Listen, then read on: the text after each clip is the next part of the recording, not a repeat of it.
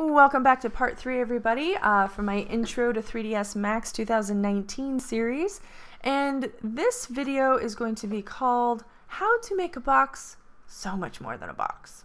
Now, to do that, we need to kind of go back and get really comfortable with the Modify tab that we had reviewed in the very first video of the series in part 1.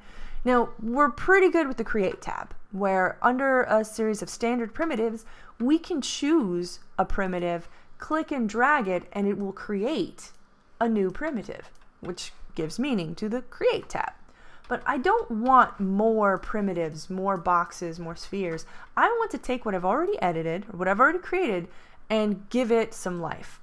So to do that, go ahead and have your box selected, not that one, unselect that. And you can unselect this here by hovering over any of this gray space in your viewport and then right clicking, and that just kind of undoes it. Because if I'm over here and I'm trying to do things, I don't want that. Right click and it will unselect the process that I'm trying to do over here. No, I want this box right here. And while I have it selected, I'm going to start off by taking the word box off of it. I have plans for this guy to be a crate because all video games need crates and barrels, and I'm calling it Crate Mesh. Then I can hit enter, and you'll notice that over here in my scene list over here, I've got it updates the name of the mesh. And now I'm going to head over to the Modify tab. Now, it still says it's a box because even though we gave it a new name, it is still a box. And that means the only way we can edit it, and the only thing we can edit right now, is the length, width, and height of that box and the divided segments of each side. Well, in this case, axes. Now, I know that I want my crate to be a cube. And in order for it to be a cube, it must be equidistant on the length, width, and height of the object. So, to do that, I will click right here in this field, type in the value I want it to be. I'm going to keep it about the same value. You can put it any value you want it to be. I'm going to hit the Tab button, which will have it go down to the next field, which is pretty handy.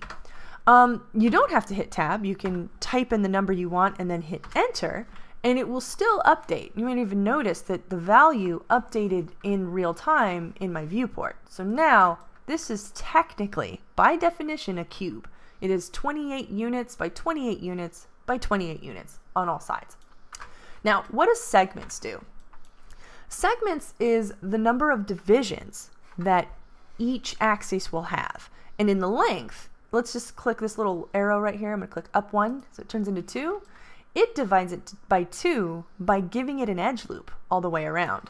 Now, you can type in a value if you want, really go to town. I don't advise doing this at this stage, adding this many polygons to your mesh. The more polys, the more edges you have here, the more you have to manage, and that can become really difficult very quickly. So I don't want that. I want it to just be one subdivision, or not subdivision, excuse me, one segment on each axis. This is good. But you might find yourself in the future needing to work with something a little closer to this, and that's okay too. But for now, I don't want that, so I'm going to set it back to 111. Now, the next thing I want to talk about is this little crate's identity. Right now, no matter what you call it, it's always going to be a box. And as long as it's always a box, you can't edit it beyond just these parameters. So there's a couple of different ways that we can go about this.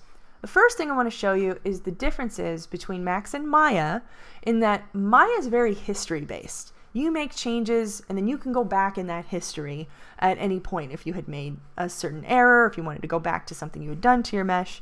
But in Max, it's stack-based, meaning the things that you do to the mesh, it's applied as a modifier, and then if you want it to be one with the mesh, you have to collapse it. Kind of like a layer in Photoshop. So let's go ahead and do that. On the modifier list, there are a ton of things that you can do to your mesh, and I don't want you to become too terrified of all of this. In fact, there's lots of stuff that you can do. What I want you to find is something called Edit Poly. Now you can scroll down or up to the Edit Poly modifier that I'm looking for, or when you have it drop down like this, you can actually just type in edit.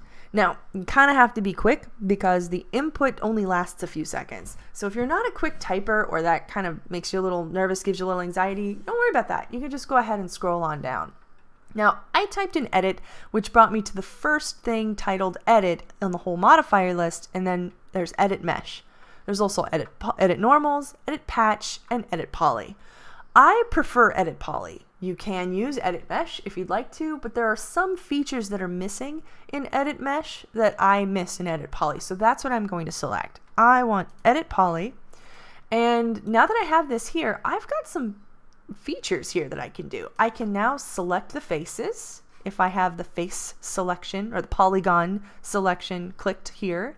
I can select it by vertice, which I can do, and if I'm really comfortable with my transform tools, which we went over, I can now edit this mesh, and it can become a little bit more interesting than what it was before. So the thing is, though, is that I can do some stuff to it. I can make this a polygon. I don't really like this feature here. I want that there. Okay. And if I go back to box, and I'm like, yes, it's just still a box that I can't.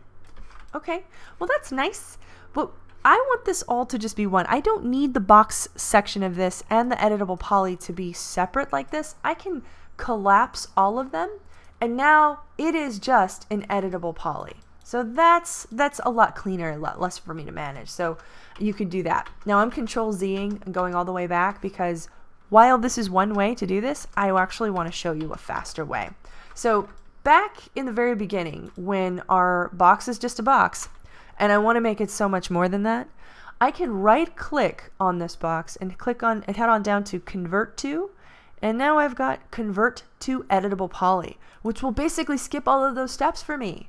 It will apply the Edit Poly filter and collapse it, so it is no longer simply a box. And now I can start adding things like ring selections. I can extrude. I can manually get in here and edit this mesh the way I want to. So now we're ready to get started actually making this into a crate.